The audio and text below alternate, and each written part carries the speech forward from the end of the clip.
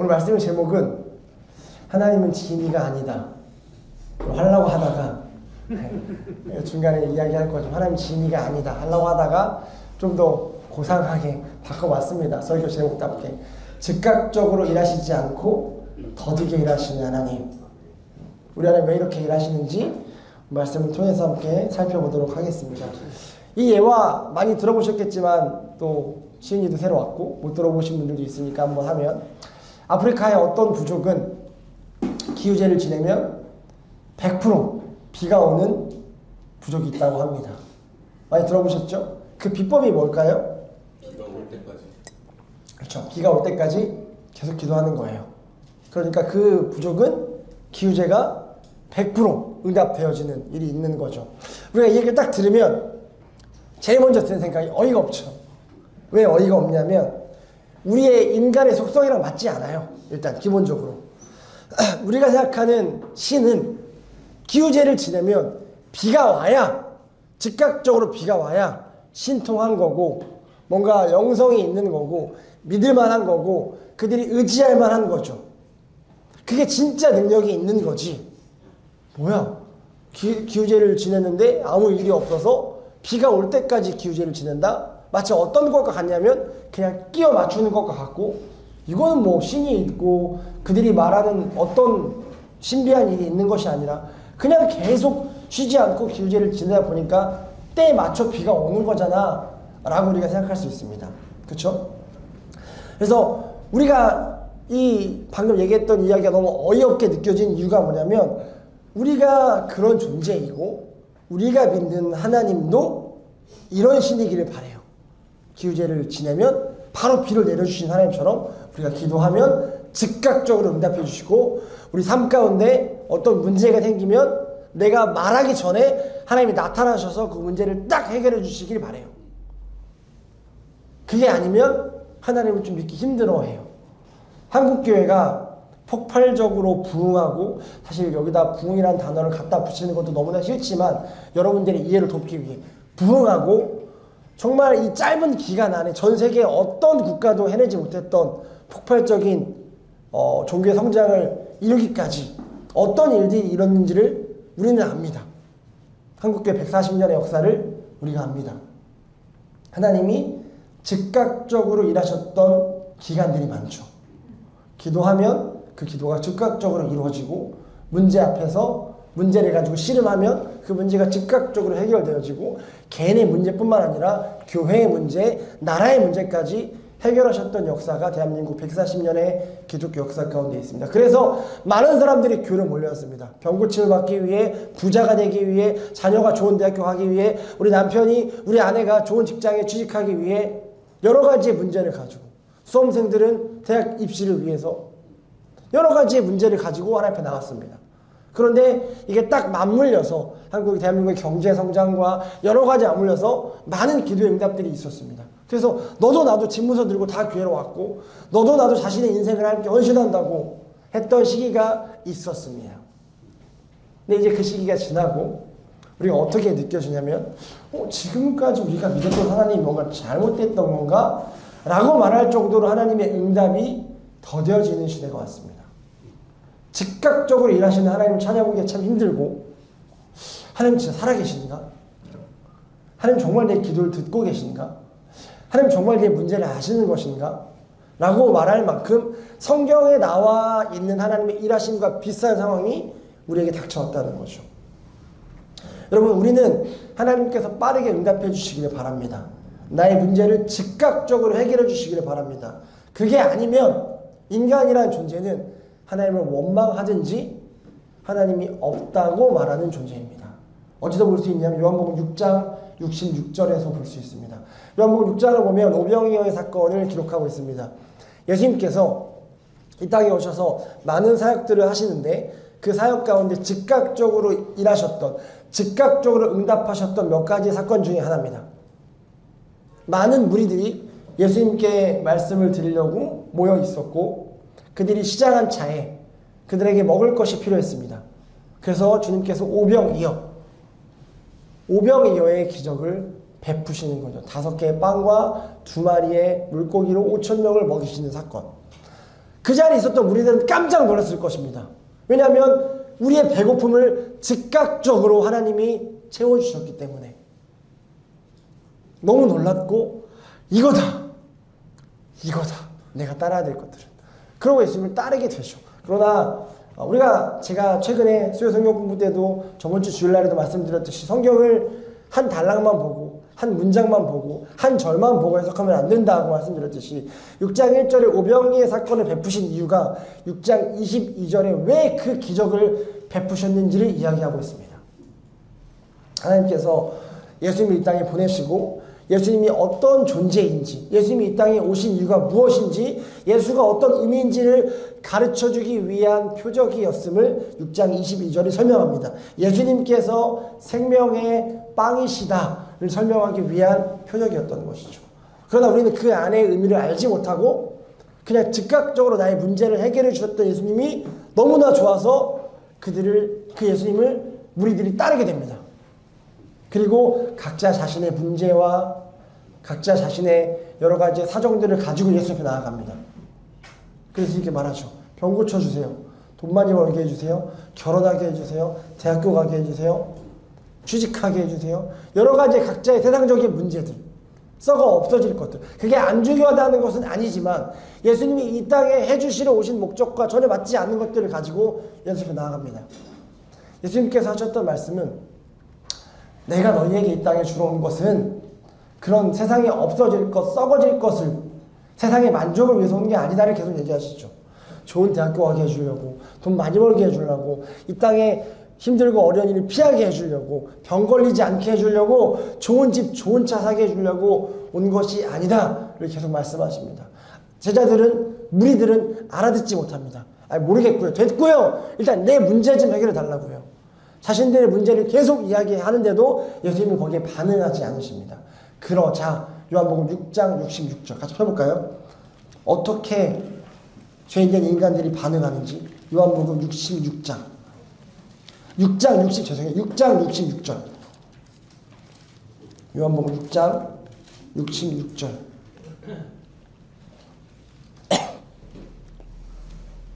읽겠습니다. 시작. 이 때문에 제자 가운데 많은 사람이 떠나갔고 더 이상 그와 함께 다니지 아니하였다. 아멘. 이 때문에 그들이 원했던 것들을 즉각적으로 채워주시지 않았던 자신들의 질문에 대답하지 않으셨던 것 때문에 무리들이 다 떠나가게 됩니다. 그리고 누가 남냐면 67절에 보면 예수께서 12제자들에게 물으셨습니다. 너희까지도 떠나려고 하느냐. 다 떠나가고 12제자만 덩그러니 남았을 때 예수님께서 물어보십니다. 너희도 갈래? 근데 제자들의 대답은 달랐습니다. 영생의 말씀이 여기 있었는데 우리가 주를 떠나 어디로 갑니까? 라고 베드로가 대답하는 것을 볼 수 있습니다. 여러분 사실 초반에 말씀드렸던 그 기우제 비가 올 때까지 기우제를 지내는 부족의 모습이 오히려 신앙의 모습과 가까울 수 있다는 걸 우리가 알아야 합니다. 너무나 어이가 없지만 그게 무슨 믿는 거야? 그게 무슨 하나님이야? 라고 우리가 생각하는 것과는 맞지 않지만 오히려 이것이 우리의 신앙생활과 더 밀접하게 맞닿아 있다는 걸 우리가 알 수 있어야 합니다. 왜냐하면 하나님은 알라딘에 나오는 요술램프 지니가 아니시기 때문입니다. 우리의 문제 해결을 뚝딱 해결해 주시는 것이 하나님이고 그게 기독교가 아니라는 것입니다. 우리는 지금까지 오해하고 있었습니다. 하나님을 기독교를 오해하고 있었습니다. 내 문제가 있을 때 그 문제를 가지고 하나님 앞에 나오면 하나님은 전능하신 분이시고 하나님 나보다 나를 잘 아시는 분이시고 하나님 나를 사랑하시는 분이시기 때문에 그 모든 것들을 즉각적으로 해결해 주실 거야 라고 오해하고 착각하고 있었던 부분이 있습니다. 그래서 우리가 기도할 때도 마치 하나님을 그 요술램프 지니의 자리에 놓고 하나님 내가 기도하면 들어주셔야 합니다. 그래서 금식하고 결판 짓는다고 하고 고집 부리고 땡깡 부리고 주여 삼창으로 소리 질러가면서 몸부림치면 하나님 들어주실 거라고 생각합니다. 여러분 하나님은 하나님의 계획과 하나님의 인도하심이 있으신데 거기에 대한 고집을 절대 꺾지 않으십니다. 우리가 큰 목소리로 기도하고 금식하며 기도하고 우리가 뭐 어떻게 해서든 몸부림쳐서 기도한다고 해서 하나님이 결정하신 뜻이 꺾여지지 않는다는 걸 우리가 알 수 있습니다. 기도가 무엇인지 다시 한번 정립해야 하는 것이죠. 오히려 그 사건을 통해서 하나님을 배우고 우리의 뜻에 하나님을 억지로 끼워 맞추는 것이 아니라 하나님의 뜻에 나를 기꺼이 복종시켜가는 것이 성령의 일하심이며 그것이 예수 믿는 것이고 그것이 건강한 신앙생활이라는 것을 우리가 이미 배워서 알고 있습니다. 여러분, 사람의 생각과 하나님의 생각이 다르다라는 이야기를 많이 합니다. 그게 어떤 내용이냐면 보통 사람들은 빨리빨리 진행되는 것들을 좋아하죠. 특별히 대한민국 사람들은. 내가 기도하면 즉각적으로 그 기도에 대한 응답이 나타났으면 좋겠고, 내가 어떤 문제를 가지고 있었는데 마음속에 그 문제를 품고 오늘 이 시간 예배 드리면 그 문제에 대한 해결이 딱 나타나고 내 마음이 변화되든지 상황이 변화되든지 뭔가 즉각적으로 해결이 되기를 원하는 게 우리입니다. 그렇죠? 그런데 하나님의 생각과 사람의 생각이 다르다라고 성경이 이야기하고 있는 게 무엇이냐면 하나님은 우리의 생각보다 더디게 일하실 때가 더 많다는 것입니다. 아멘? 이게 아멘이 되시나요? 성경을 쭉 보신 분들은, 성경의 내러티브, 성경의 인물들의 삶을 속속히 아시는 분들은 이게 아멘이 될 수밖에 없는 거죠. 여러분, 출애굽기 3장 7절을 보면 뭐라고 기록하고 있냐면 나의 백성이 고통받는 것을 내가 똑똑히 보았고 억압 때문에 괴로워서 부르짖는 소리를 들으셨다라고 성경은 기록합니다. 그러므로 나는 그들의 고난을 분명히 안다 라고 3장 7절에 이야기하고 있습니다. 애굽에서 이스라엘 백성이 종살이하고 있을 때 그들의 신음소리를 하나님 들으셨습니다. 자신이 사랑하는 그 자녀들, 어차피 구원하여 줘야 될 그 자녀들의 신음소리를 들었는데도 불구하고 하나님이 그들을 꺼내는 시간까지는 얼마나 걸렸죠? 400년이라는 시간이 걸렸습니다. 속이 터지죠. 저와 맞지 않고 우리와 맞지 않습니다. 하나님 분명히 들으셨는데, 내가 눈물로 기도하는데 울음을 다 들으셨는데 도저히 못 살겠어요 하나님, 이대로는 안 돼요를 들으셨는데 400년을 기다리십니다. 이게 어떻게 우리와 맞습니까? 여러분, 모세를 하나님의 방법으로 훈련시키는데 40년의 시간이 걸립니다. 총 따지면 80년이죠. 그 80년의 왕실의 교육을 받아놓고 다시 그의 실수로 인해서, 그 실수 또 하나님의 계획 가운데 있죠. 그 높아졌던, 그 자만했던, 자신의 힘으로 하려고 했던 그 모든 것들을 깎고 낮추는 시간이 40년이었습니다. 하나님 능력 있으신 분인데, 하나님 손가락 한번 까딱하면 그 만들어 놓으실 수 있는 분인데 왜 굳이 40년의 시간을 쓰면서까지 그를 만들어 가실까요? 아까 말씀드렸듯이 애굽을 통과하고 애굽에서 나와서 그들이 가나안을 들어가게 됩니다. 하나님의 약속의 땅이었고 아브라함을 통해서 그 땅을 주신다고 약속하셨기 때문에 어차피 가야 할 땅입니다. 그리고 실제로 2주면 갈 수 있는 거리, 14일이면 걸어갈 수 있는 거리를 왜 하나님은 40년을 돌게 하셨을까요? 우리와 맞지 않습니다. 우리의 정서와 맞지 않습니다. 다윗, 하나님 그 사무엘을 선지자를 통해 하나님께 기름 받습니다. 왕으로. 여러분 생각해 보십시오. 왕으로, 대통령으로, 반장으로, 리더로 임명이 됐는데도 불구하고 바로 그 왕권을 발휘하지 못하고 오랜 시간 고난을 받고 사울에게 시기 질투를 받으면서 쫓겨다닌 후에야 왕으로 서지는 모습을 볼 수가 있습니다. 나중에 신약에 가면 사울이라는 자도 마찬가지죠. 다메섹 조상에서 예수님 만납니다.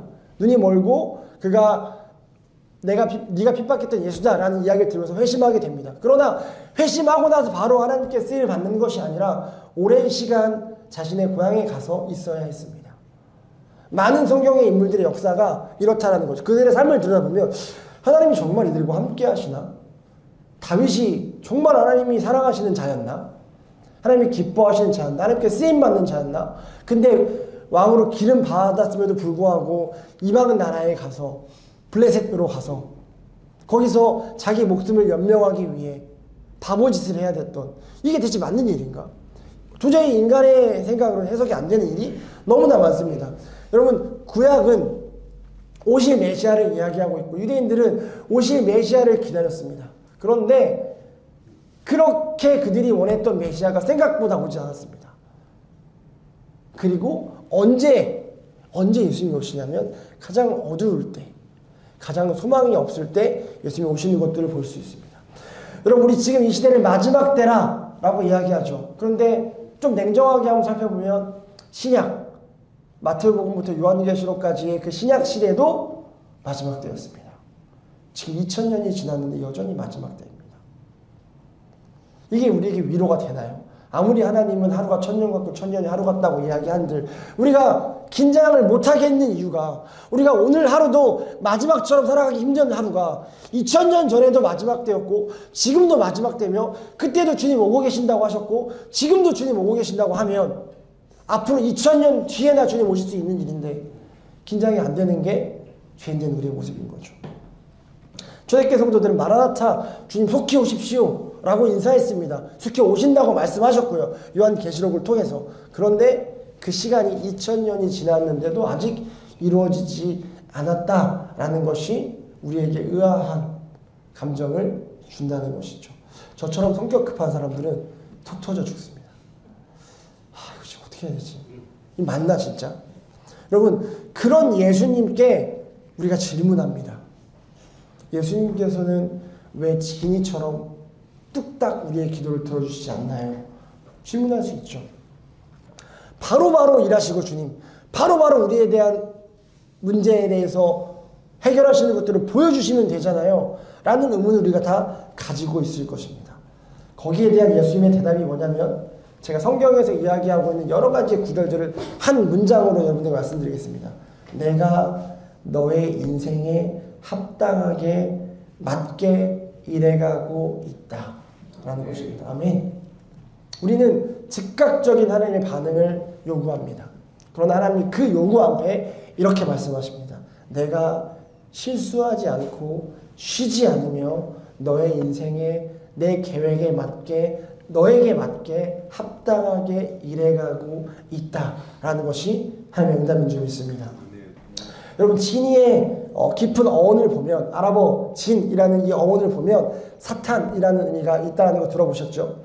그러니까 뚝딱 문제를 해결해주는 방법은 진이처럼 해결해주는 방법은 하나님의 방법이라기보다는 세상의 방법, 사탄의 방법이 더 맞다라는 것입니다. 그것이 왜 사탄의 방법일 수 있냐면 한번 잘 생각해 볼까요? 일이 뚝딱 해결되면 뭐 할 필요가 없죠? 기도할 필요가 없습니다. 하나님의 생각을 헤아릴 수 있는 여유도 없어지고요. 하나님을 배울 기회도 없으며 바로 일이 해결되지 않으면 늘 일이 해결되다가 한번 일이 해결되지 않으면 죄인된 인간은 불평하고 불만하게 될 것입니다. 결론적으로 실패와 거절과 인내를 경험하지 못하게 됩니다.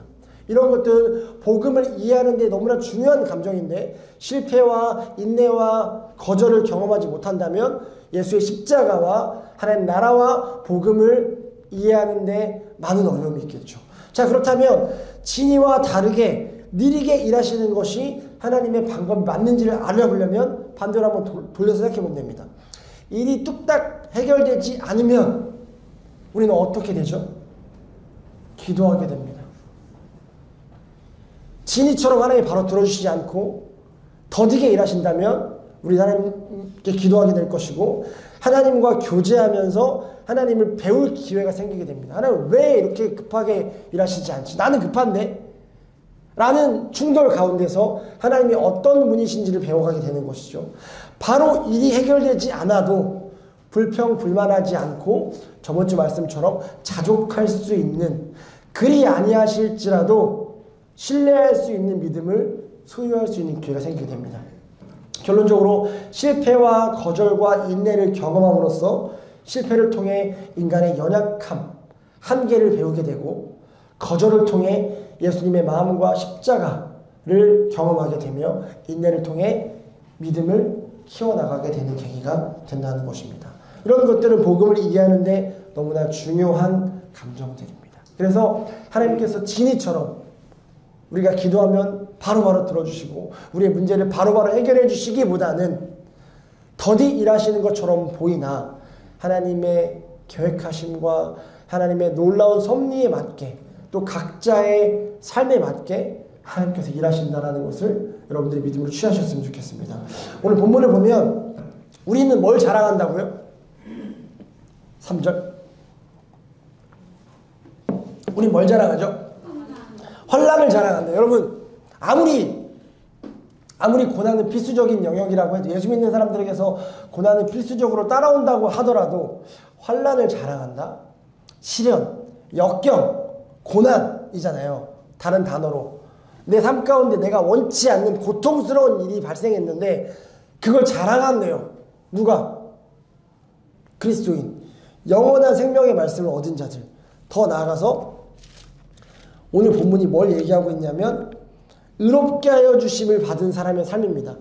공짜로 우리를 의롭게 여겨주신 하나님의 놀라운 복음에 빚진 자들의 삶이 뭘 자랑하냐면 환난을 자랑한대요. 그 이유가 뭐냐면 환난이 인내를 낳고 인내는 단련된 인격을 낳고 단련된 인격은 희망을 낳게 하기 때문이다 라고 오늘 본문이 이야기하고 있습니다. 환난은 우리를 인내하게 합니다. 인내는 어떤 속성이죠? 어떤 속성?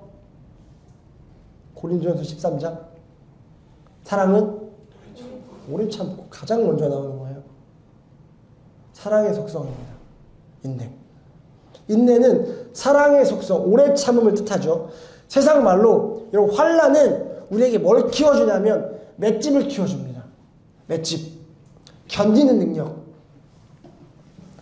연단은 검증된 기질, 성격을 뜻하는데 보십시오. 이 환난이 우리에게 인내를 낳음으로 인해서 우리가 그 환난 가운데 인내함으로 어떤 일이 발생하냐면 그 인내가 우리에게 연단을 낳는데 이 연단이라는 것은 무엇이냐면 검증된 기질, 성격을 뜻하는데 환난을 인내하다 보면 전에 없었던 성격과 기질이 개발된다는 뜻입니다. 이렇게 이야기하면 또 우리가 오해할 수 있으니까 성경적으로 좀 바꿔서 이야기하면 나에게 없었던 성령의 열매들이 맺혀지는 과정이라고 생각하셔도 무방합니다.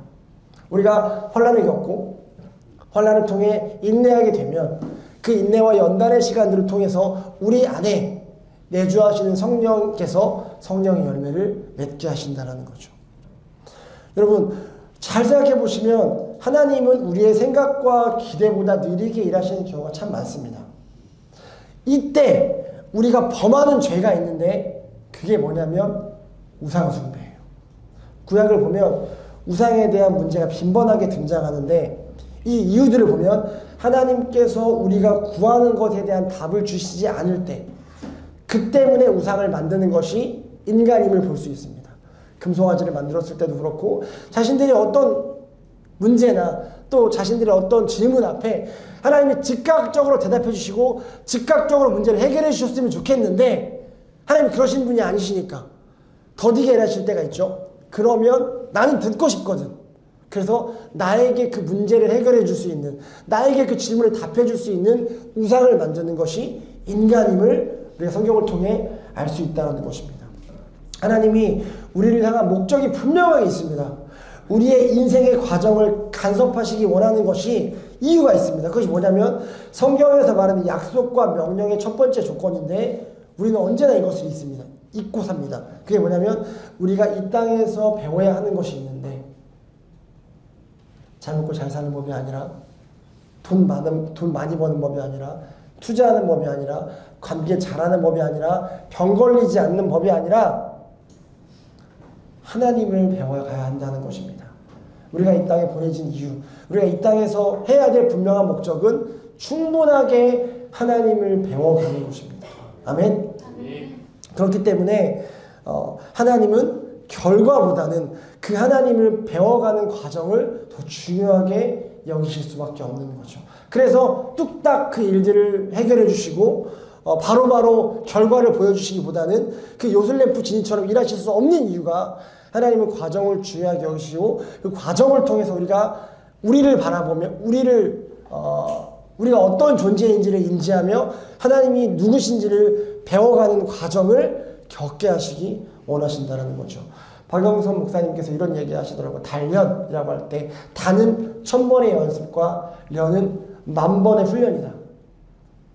제가 너무나 좋아하는 말씀이 있습니다. 욥기 23장 10절 말씀. 제가 우리 신인 아이 때 고3 때 선생님한테 듣고 그때부터 수험 생활 때 준비하면서 외웠던 구절. 그리고 제 인생을 살아가면서 그때 외웠던 그 말씀이 지금 20년을 살아가면서 인생의 힘든 순간순간들을 겪을 때마다 늘 마음으로 되뇌이며 하나님 나를 이렇게 만들어 가시지 라고 배우고 있는, 그러나 나의 가는 길을 오직 그가 하시나니 그가 나를 단련하신 후에는 내가 정금같이 나오게 되리라. 정금이라는 것은 내가 완전히 구원받은 백성으로서 내가 하나님 나라 가는 상태를 이야기합니다. 그때까지는 필수적으로 단련의 시간이 필요하다는 것이죠. 정금, 구원에 이르기까지는 우리 인생에 1000번의 연습과 10,000번의 훈련이 필요한 것입니다. 이 과정을 그냥 뛰어넘는 것은 없습니다. 우리가 원하는 그 과정 뛰어넘게 해주시고 결과 주십시오. 난 성격이 급하니까, 지금 너무 급하니까 결과를 원하는데, 하나님이 원하시는 게 결과가 아니라 이미 완성된 우리의 결과는 하나님이 아시고 우리가 이 땅에서 해야 될 것은 과정이라는 것이죠. 이 단련, 우리를 정금과 같이 하시기 위해서 하나님의 자녀로 온전하게 우리를 만들어 가시는 작업들이 우리 인생 가운데 분명하게 하나님이 중요하게 넣으셨기 때문에 하나님은 절대로 진이처럼 일하실 수 없다라는 것입니다. 잠언 17장 3절을 보면 도가니는 은을, 풀무는 금을 연단하거니와 하나님은 사람의 마음을 연단하신다라고 이야기합니다.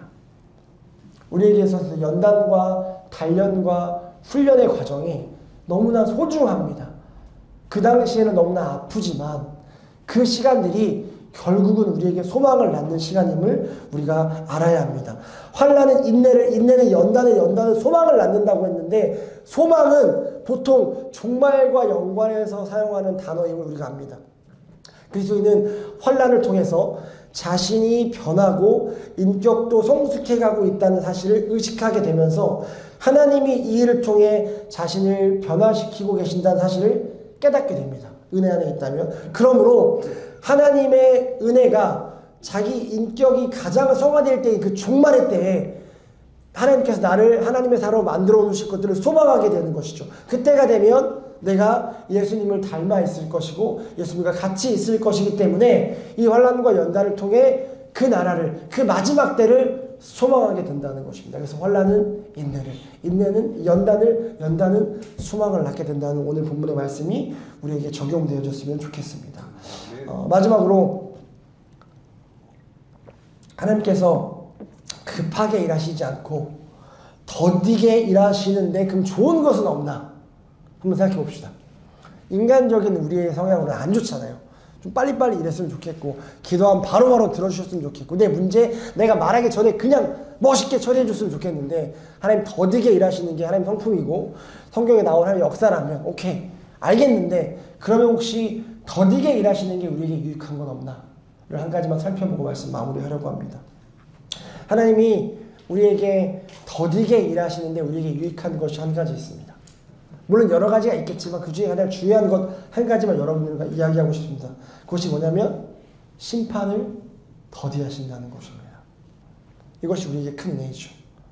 여러분, 하나님 만약에 급하게 바로바로 일하시는 분이고 밀어주지 않으시는 분이라서 잘못하면 너 바로 아웃 하면 우리에게 기회가 없는 것입니다.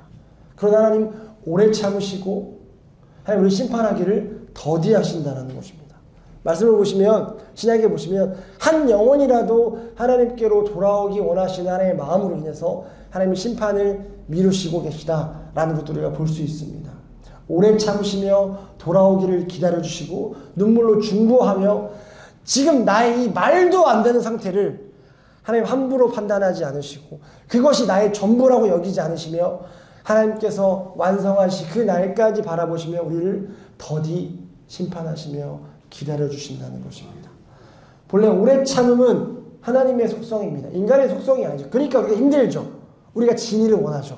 오래 참음은 하나님의 속성입니다. 하나님은 오래 참으시는 분이십니다. 하나님께서 오래 참으시기 때문에 우리가 살아있는 것입니다. 영적으로 눈을 뜰 수 있는 것입니다. 만약 우리가 잘못했을 때마다 하나님께서 매를 치셨다면, 즉각적으로 심판하셨다면 우리는 오늘 이 자리에서 예배할 수 없을 것입니다.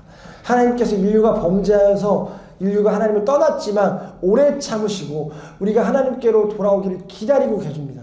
그리고 독생자 예수를 이 땅에 보내셔서 사죄의 길, 구원의 길, 영생의 길을 열어주시고 오늘 이 시간에도 기다리고 계신 줄 믿습니다. 그러므로 하나님의 사람들은 오래 참아야 할 줄 믿습니다. 먼저 디모데후서 2장 24절에 보면 주의 종들을 이야기합니다. 사실 우리 교회는 지금 주의 종들이란 단어 이렇게 뭐 좋아하는 단어 아니지만 하나님의 말씀 맡은 자들, 하나님의 사역을 감당하는 앞에 서는 자들이죠. 디모데전서가 목회 서신이기 때문에 디모데후서 2장 24절에 보면 주의 종은 마땅히 다투지 아니하고, 앞에 서는 사람들은 싸우면 안 됩니다. 다투지 아니하고 모든 사람에 대하여 온유하며 가르치기를 잘하며, 마지막 중요합니다. 참으며 라고 이야기하고 있습니다. 이 말씀에서 주의 종은 어떠해야 함을 네 가지를 말씀하시는데 그 중에 하나가 참아야 한다라는 것이죠. 주님의 일을 하다 보면, 맡겨진 사역들을 하다 보면 참아야 할 일이 참 많습니다. 하나님의 일이 결코 쉽지 않기 때문에 우리가 원하는 대로 하나님의 사역들이 흘러갔으면 좋겠지만 하나님의 방법대로 하나님의 사역들이 흘러가기 때문에 그들이 맞지 않고 더디더라도 참아내고 인내할 수 있는 실력이 우리 안에 있어야 된다고 이야기하며, 더 나아가 성도들에게도 이야기합니다. 야고보서 1장 2절에서 4절에 보면 신앙생활을 잘 하려면 오래 참을 줄 알아야 된다고 이야기합니다. 오래 참지 못하면 시험에 들고 신앙생활을 건강하게 유지할 수 없음을 이야기하고 있습니다. 형제들아, 너희가 여러 가지 시험을 당하거든 온전히 기쁘게 여기라. 이는 너희 믿음이 시련이 인내를 만들어내는 줄 너희가 알리라. 인내를 온전히 이루라. 너희로 온전하고 구비하여 조금도 부족함이 없게 하려 하심이니라. 쉽지 않습니다. 인내하고 참고 기다리고 더디게 일하시는 하나님을 신뢰하는 것 우리에 맞지 않습니다. 그러나 우리의 뜻대로 신앙생활하는 것이 아니라 하나님의 뜻에 맞춰가는 것이 신앙생활이기 때문에 하나님이 어떤 분인지 분명하게 알고 여러분 삶 가운데 더디 일하시는 하나님이라도 신뢰하며 나아가는 여러분 되셨으면 좋겠습니다. 반주해 주세요.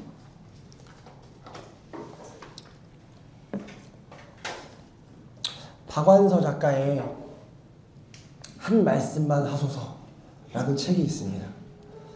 남편을 이룬 후에 반년도 되지 않아서 서울대 의대에 재학 중인 아들이 교통사고를 했습니다. 하나님께 울고불고 하소연하며 한마디 음성이라도 듣기 원했으나 하나님은 아무런 소리도 하지 않습니다. 이런 힘들고 고통스러운 상황에서 하나님이 한마디라도 위로의 말씀을 해주시면 얼마나 좋았을까 라는 생각을 책을 보면서 합니다.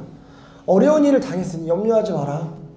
그 일을 통해 내가 상상할 수 없는 놀라운 축복과 기적을 예배해놨으니 조금만 견디라 라는 말 한마디면 견딜 수 있을 것 같은데, 이런 음성 하나만 들려주셨다면 얼마나 힘이 됐을까. 이는 박완서 작가만 경험하는 것이 아니라 우리 모두가 지금까지 경험해온 하나님의 모습일 것입니다. 한 말씀만 하소서. 내게 믿음이 있습니다. 하나님 한 말씀만 하시면 그 말씀 붙들고 내가 진짜 몸부림치면서 살아보겠습니다 라는 결단이 있는 사람들에게도 하나님 한 말씀도 안 하실 때가 있습니다. 근데 진정한 믿음이 여기서 발동된다고 믿습니다. 한 말씀도 하시지 않아도 하나님 살아계시고 우리 삶 가운데 여전히 역사하시며 실수하지 않으시고 보이지 않아도 하나님의 최선이 늘 나의 삶 가운데 있음을 인정하며 더디게 일하시는 하나님을 기다리며 그 하나님과 발맞춰 갈 수 있는 것이 신앙생활이라고 믿습니다. 이 시대도 마찬가지죠. 이 시대에 많이 터져나오는 하소연입니다.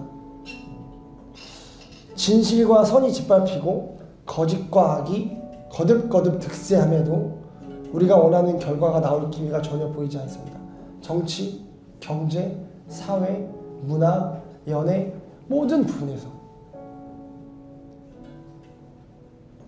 어째서 악이 계속 이겨나가고 있는 건지, 도대체 하나님 뭘 하고 계시는 건지, 왜 저걸 그대로 내비두시는지, 화가 날 정도로, 분노가 치밀 정도로 세상은 극단적으로 한 극으로 치우쳐져 있습니다. 이대로 가면 하나님 나라가 뭐고 교회가 뭐고 다 망할 것 같습니다. 답답하고 속상하고 화가 나서 미칠 지경이지만 하나님은 이런 현실을 가만히 두고만 보시는 것 같습니다. 우리가 느끼기에. 즉각적으로 악인들 다 물리쳐 주시고 하나님의 뜻이 세워져서 그 뜻대로 살아가는 사람들이 승승장구했으면 뭔가 좀 믿고 살만할 것 같은데 이게 정말 하나님 살아계신 건가? 이게 정말 맞는 건가 할 정도로 하나님이 침묵하십니다. 우리는 그때 이야기하죠. 대체 언제까지 참고 기다려야 하는가? 여러분, 요한계시록 도미티안의 그 극심한 박해로 인해서 그 마지막 때에 남겨진 초대교회 교인들이 대체 언제까지 버텨야 하는 것인가? 라는 질문 앞에 있을 때 요한을 통해서 하나님의 그 계시록 말씀을 주시면서 하셨던 말씀, 내가 가고 있다, 내가 곧 간다 라고 하셨던 그 말씀이 오늘날 우리에게도 하나님 더디 말씀하시는 것 같지만 동일하게 적용돼야 될 줄 믿습니다. 이번 주에 아내랑 지하철을 타고 갈 일이 생겨서 같이 한 1시간 정도 지하철을 타고 가는데, 살면서도 하나님의 일하심을 좀 바라보려고 늘 몸부림치다 보니까 새로운 것들을 바라보게 됐어요. 늘 바라보는 건데 이렇게 앉아서 앞에 있는 사람들을 봤는데 다 얼굴이 다르게 생긴 거예요. 근데 너무 신기하더라고요. 그냥 다 우리 아는 내용이잖아요. 신기한 거 같은데 저는 그날따라 너무 신기하더라고요. 아니 어떻게 이렇게 여기 있는 사람들이 얼굴이 다 다르게 생겼지? 너무 신기했어요. 그리고 이들을 만드신 하나님이 너무 대단하다고 느껴졌어요. 우리는 아담이 모든 만물의 이름을 지어줬다는 것에 놀랍니다. 와, 아담의 지혜가 엄청나다. 어떻게 모든 동물과 식물들에게 이름을 다 지어줬지? 거기엔 놀랐는데 그것들을 만드신 하나님, 그 아담에게 그 지혜를 주신 하나님에게 대해서 놀라지 않습니다. 하나님이 많은 사람들을 만드셨는데 그 어떤 누구도 똑같은 사람이 없습니다. 근데 가끔씩 외형적으로 와 진짜 비슷하다 라고 할 만큼 똑같은 사람들이 가끔씩 나타나지만 그들의 속을 깊이 들여다보면 다른 존재입니다. 그럼 이게 하나님인데, 이 정도로 능력이 있으신 하나님인데, 이 정도로 지혜가 깊으시며 지식이 끝이 없으시고 능력을 가늠할 수 없는 하나님인데, 그 하나님이 우리의 인생을 계획하시고 인도하시는데 그것이 우리 눈으로 보면 더디고 이해가 안 될 때도 있고 이게 진짜 맞나? 싶을 때가 있다고 할지라도 와 진짜 내가 내 인생에 굳이 이런 경험을 해야 되나? 불안과 공황장애와 질병과 버림받음과 부모와의 갈등, 자녀와의 갈등, 친구와의 문제, 근데 굳이 이런 것까지 경험해야 되나? 하나님 정말 살아계시다면, 하나님 날 사랑하신다면 이게 맞나? 이 해석이 안 될 때 우리가 어떻게 해석해야 될지 한번 잘 생각해 봤으면 좋겠습니다. 여러분, 많은 사람들이 한 3가지 질문이 있습니다. 첫 번째, 나는 힘들어서 하루하루가 미칠 것 같은데 하나님은 왜 내 하루 가운데, 내 삶 가운데 침묵하십니까? 이거 성경에서 누가 겪었죠? 욥이요, 욥. 두 번째 질문, 나를 삼키려 하고 불의와 왜곡을 일삼는 원수 같은 무리들, 왜 저들을 빨리 심판해 주지 않습니까? 라는 질문, 성경에 누가 겪었죠? 대표적으로 하박국, 다니엘. 마지막, 나를 올무에 빠뜨리려는 저들의 악한 계획과 행위를 하나님 왜 보고만 계십니까? 내가 하나님의 사람이고 저들은 세상의 사람들, 하나님이랑 상관도 없는 사람들인데 저들이 나를 왜 올무에 빠뜨리고 나를 무너뜨리고 나에게 수치를 주려고 하는 걸 하나님 그대로 내비두십니까? 라는 질문 앞에 그 질문들을 겪었던 성경의 인물들이 누굽니까? 요셉, 다윗, 느헤미야, 에스더. 제가 지금 생각나는 사람들만 얘기하는 거예요. 대부분의 성경의 인물들 다 이 상황들을 겪었단 말이에요. 더디 일하시는 하나님, 질문 앞에 대답하시지 않는 하나님, 마치 하나님이 죽은 것 같아서, 마치 하나님이 안 계시는 것 같아서 두려워하고 불안했던 시간들을 다 겪었단 말이에요. 근데 여러분 보세요. 그 상황에 있을 때 그들이 알았을까요? 요셉이 애굽으로 팔려가서 종살이하고 보디발의 집에서 있으면서 또 감옥에 있으면서 지금 이 시간은 하나님이 나를 만들어가는 시간이야, 알았을까요? 모세가 40년 동안 광야에서 이드로의 양을 치면서 나의 젊었을 때 40년의 힘을 빼는 시간이구나. 이 시간들이 지나면 하나님 날 쓰시겠구나. 알았을까요? 그 시간은 몰라요. 너무 답답해요. 하나님 안 계시는 것 같아요. 하나님이고 뭐고 답답해서 안 믿고 싶어지는 게 그 상황일 거예요. 성경의 인물들이, 하나님의 사람들이 다 그 시간들을 겪습니다. 그리고 그 시간들을 통해 하나님을 배웁니다. 인생을 배웁니다. 그들이 가야 할 길을 분명하게 갈 수 있는 힘을 얻게 됩니다. 여러분, 우리 아직 젊죠? 우리 교회 전체적으로 연령층이 젊어요. 그렇다면 우리 교회 대부분의 성도들이 이 시간들을 겪고 있을 가능성이 큽니다. 그래서 우리 어떤 문제 앞에 하나님이 대답해 주지 않는 답답한 상황 가운데 있을 수 있어요. 그리고 내 이 문제가 즉각적으로 해결이 좀 됐으면 좋겠는데 하나님이 우리의 원함대로 즉각적으로 해결해 주시지 않고 더디하시는 일이 있을 수 있어요. 그러나 그 가운데서도 일하시는 하나님을 바라볼 수 있는 여러분 되셨으면 좋겠습니다. 여러분, 제가 이번 주에 어떤 한 설교를 듣다가 되게 멋있는 문장 하나 뽑아냈는데 나한테는 왜 이런 게 생각이 안 나는지 좋은 문장이었어요. 어두울 땐 어두워서 자라날 것이고 밝을 땐 밝아서 자라날 것입니다. 아멘.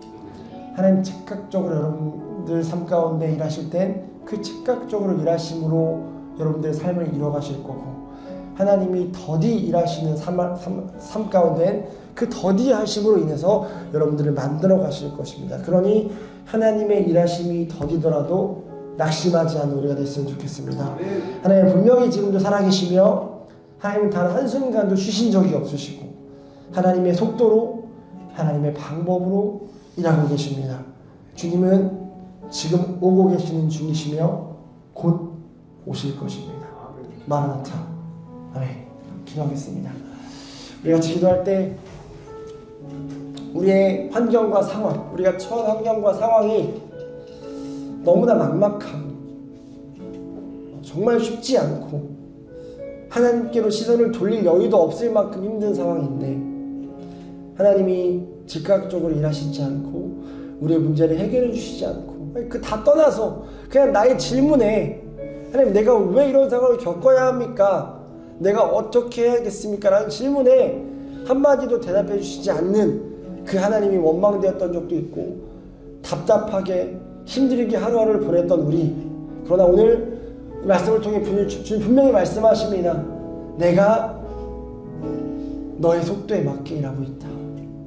내가 너와 함께하고 있으며 나는 쉬지 않고 실수하지 않는 하나님이며 나의 때에 나의 방법으로 너를 이룰 것이다 라는 그 말씀이 우리 안에 믿음으로 자리 잡게 해달라고, 그 하나님을 신뢰하며 그 하나님과 동행하는 삶을 살아가는 우리가 되게 해달라고 같이 기도하겠습니다.